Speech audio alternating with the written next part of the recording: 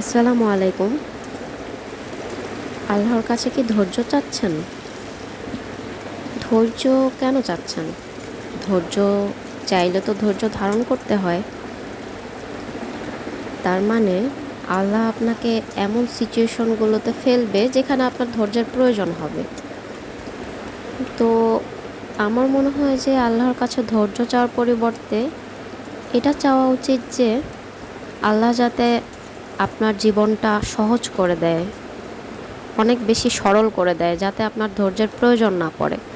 আল্লাহ যাতে আপনার ইহকাল এবং পরকাল দুটাই যাতে সহজ করে দেয়। আমার মনে হয় আল্লাহর কাছে এটা চাওয়াটা বেশি জরুরি। তো আমার মনে হয় যে আল্লাহ তো আছেন দেওয়ার জন্য।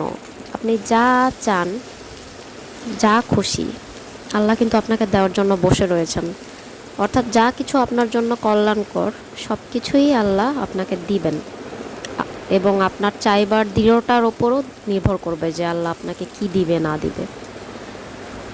তো আমার মনে হয় যে আমরা আল্লাহর কাছে চাইবার আগে আমাদেরকে আরেকটু সচেতন হওয়া উচিত যে আমার আসলে কি প্রয়োজন।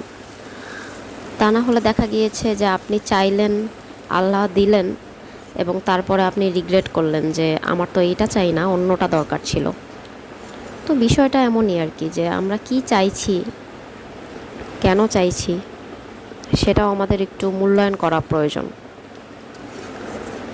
এই আর কি টুকিটাকি কথা। তো ভিডিওতে দেখতে পাচ্ছেন যে কি কাজ করছি, এবং মোটামুটি লিখে দেওয়া আছে। খুবই সিম্পল একটা রান্না, যেটা ভালো লাগে আর কি মাঝে মাঝে খেতে।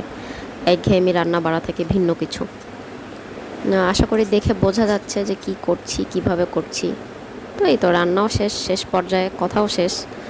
সবাই ভালো থাকবেন, সুস্থ থাকবেন, আমার জন্য দোয়া করবেন। আল্লাহ হাফেজ। আসসালামু আলাইকুম।